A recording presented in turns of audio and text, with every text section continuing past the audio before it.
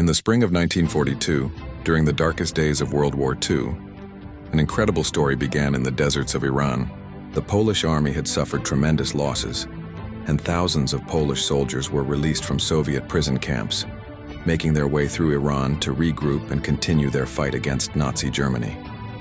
On April 8, 1942, Polish soldiers traveling from Pahlavi to Tehran encountered a young Iranian shepherd boy carrying something unusual in a burlap sack, a tiny Syrian brown bear cub whose mother had been shot by hunters. An 18-year-old Polish refugee named Irina Bokiewicz immediately fell in love with the helpless cub and convinced Lieutenant Anatol Tarnowiecki to purchase the baby bear from the boy in exchange for a Swiss Army knife, chocolate, and canned beef. The orphaned cub was named Wojtek, which means joyful warrior in Polish. The soldiers had no idea that this tiny bear would soon become one of the most legendary figures of World War II. Wojtek initially struggled to survive, having difficulty swallowing, and was fed condensed milk from an old vodka bottle by the caring soldiers who treated him like their own child, determined to keep him alive. For 3 months, Wojtek lived in a Polish refugee camp near Tehran under Irina's care. The young bear brought joy and laughter to soldiers who had experienced unimaginable horrors, becoming a symbol of hope in the darkest times. In August 1942, Wojtek was officially donated to the 2nd Transport Company, which would later become the 22nd Artillery Supply Company, and a soldier named Peter Prentice was assigned as his primary caretaker. As Wojtek grew, so did his unusual habits. The soldiers fed him fruit, marmalade, honey, and syrup. But Wojtek developed peculiar tastes. His favorite drink was beer, which he would gulp down from bottles with obvious enjoyment. He also learned to smoke cigarettes, though he often ate them instead, and every morning he drank coffee with the soldiers. He had become one of them, adopting their habits and routines with remarkable enthusiasm. At night, when temperatures dropped in the desert, Wojtek would sleep alongside the soldiers, providing warmth. The bond between the bear and the men grew stronger each day. They weren't just his keepers, they were his family. The soldiers taught Wojtek to salute when greeted, and he learned to march on his hind legs, mimicking the soldiers' movements during drills. Visitors would watch in amazement as this bear performed military gestures with surprising precision. Wojtek became an unofficial mascot for all Polish units stationed nearby, and his presence boosted morale tremendously. Soldiers and civilians alike would visit just to see the remarkable bear who acted like a soldier. With the 22nd Company, Wojtek traveled across the Middle East, from Iran to Iraq, then through Syria, Palestine, and Egypt. The bear experienced more of the world than most humans of that era. Wojtek loved riding in trucks, and when he was a cub, he sat in the passenger seat. As he grew larger and heavier, he moved to the back, but he never lost his enthusiasm for these journeys through war-torn regions. One of Wojtek's favorite activities was taking long, cold showers, and he eventually learned to turn on the shower by himself, much to the frustration of soldiers dealing with water shortages during his extended bathing sessions. In one legendary incident, Wojtek wandered into the shower room and discovered an Arab intruder who had sneaked into the Polish camp to locate their weapons arsenal. The would-be spy was terrified by the enormous bear and immediately surrendered to Polish authorities. As a reward for inadvertently catching a spy, Wojtek was granted unlimited shower time and 2 bottles of beer. His love for water had turned him into an accidental hero. By 1943, Wojtek weighed over 200 pounds and stood 6 feet tall. He wasn't just a mascot anymore. He was a fully grown Syrian brown bear living among soldiers, participating in military life with genuine enthusiasm. In 1944, the Polish II Corps received orders to join the British 8th Army in Italy, famous for their victories at El Alamein and throughout the Italian campaign. This was where Wojtek's greatest test would come, but there was one major problem. British military regulations strictly forbade mascots and pet animals on transport ships, and the soldiers faced an impossible choice: leave Wojtek behind or find another solution. The Polish soldiers came up with an ingenious plan. If Wojtek couldn't board the ship as a mascot, he would board as a soldier. They officially enlisted him into the Polish army as a private with his own paybook, rank, and serial number. Private Wojtek was now a fully enlisted soldier with documentation, and Henryk Zakariewicz and Lew Warzowski were officially assigned as his military caretakers. The bear had legally become a member of the armed forces. Wojtek traveled to Italy with his unit, living in tents or a special wooden crate transported by truck. He received double rations like any other soldier, and he continued his beer drinking and cigarette smoking habits throughout the journey. The bear, who had started as an orphaned cub in the Iranian desert, was now officially Private Wojtek of the Polish Army, heading to one of the most brutal battles of World War II. In May 1944, the Polish II Corps participated in one of World War II's most brutal and decisive battles, the Battle of Monte Cassino. This mountain fortress had withstood multiple Allied assaults, costing thousands of lives. During the intense fighting, ammunition supplies became critical, and soldiers worked frantically to move heavy crates of artillery shells from supply trucks to the front lines under constant enemy fire. Every second counted and every shell mattered. It was during this desperate battle that Wojtek performed his most heroic act. Watching the soldiers struggle with heavy ammunition crates, the bear began to mimic their actions, just as he had mimicked their marching and saluting. Wojtek started carrying 100-pound crates of 25-pound artillery shells, crates that normally required 4 men to lift, but the powerful bear could carry them alone. He transported them from trucks to ammunition piles, walking upright on his hind legs throughout the entire battle. Wojtek never dropped a single crate.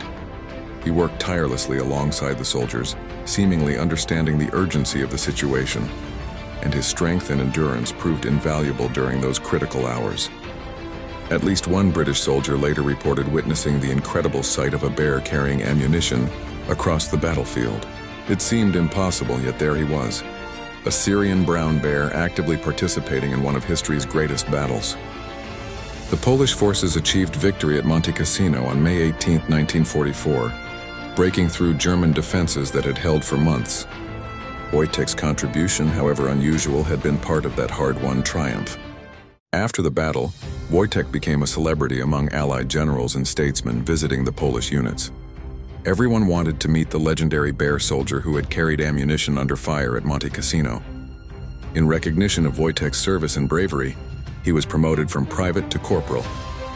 Few soldiers could claim such an honor, promotion through battlefield merit. The bear had earned his rank through genuine military contribution. The 22nd Artillery Supply Company changed its official emblem to depict a bear carrying an artillery shell. This symbol honored Wojtek's service and became a permanent part of Polish military history, still recognized today. Wojtek continued his military service throughout the Italian campaign, maintaining his antics between battles, including scaring swimmers in the Adriatic Sea and playfully stalking horses and donkeys near the camps.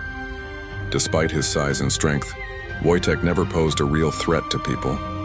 Having been raised by humans from infancy, he viewed people as his family and friends, and his playful nature remained intact despite the horrors of war. Wojtek provided more than just practical help. In the darkest moments of war, his presence reminded soldiers of innocence, joy, and the simple pleasures of life. He represented everything they were fighting to protect. When World War II ended in 1945, the Polish soldiers faced uncertainty.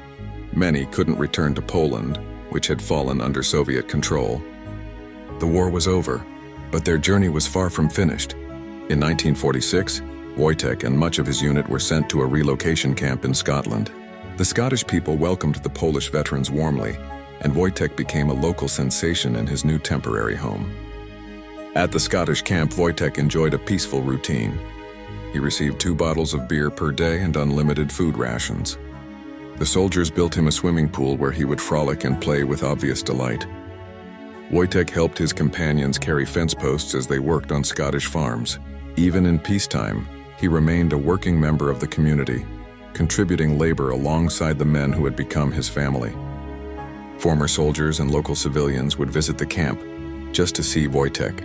He remained friendly and playful, performing his famous salute and entertaining visitors with his learned behaviors and gentle personality. As time passed, many Polish soldiers were relocated or demobilized. The practical realities of post-war life meant that fewer men could care for Wojtek.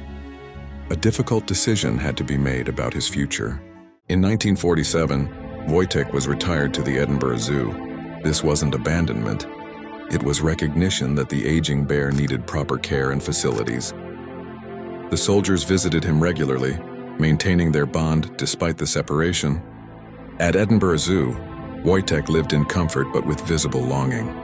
Former soldiers would visit, and witnesses reported that the bear would become animated when he heard Polish being spoken, rushing to the bars to greet his old comrades. Veterans would sometimes climb into his enclosure, sharing beer and cigarettes with their old friend, just like the old days. Zoo officials allowed these visits, recognizing the unique bond between the bear and his former unit. When Polish-speaking visitors came, Wojtek would stand at attention and perform his military salute. He never forgot his training or his years as a soldier. The memories of war and companionship remained embedded in his behavior. Wojtek lived at Edinburgh Zoo for 16 years from 1947 until his death in December 1963. He died at the age of 21, having lived far longer than most Syrian brown bears in the wild or in captivity. News of Wojtek's death made international headlines. Newspapers around the world ran obituaries for the bear corporal who had fought at Monte Cassino. Veterans wept for their fallen comrade and friend. In the decades following his death, Wojtek's legend only grew. Books were written, documentaries were filmed, and monuments were erected. His story became a symbol of the extraordinary bonds formed during wartime. In 2015, a bronze statue of Wojtek was unveiled in Edinburgh's Princes Street Gardens, within sight of Edinburgh Castle. The statue shows the bear and a Polish soldier standing together, commemorating their unique friendship. The statue's nose gleams gold from the countless visitors who pat it for good luck.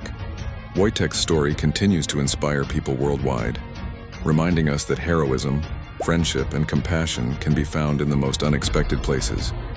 Wojtek's tale represents something profound about World War II.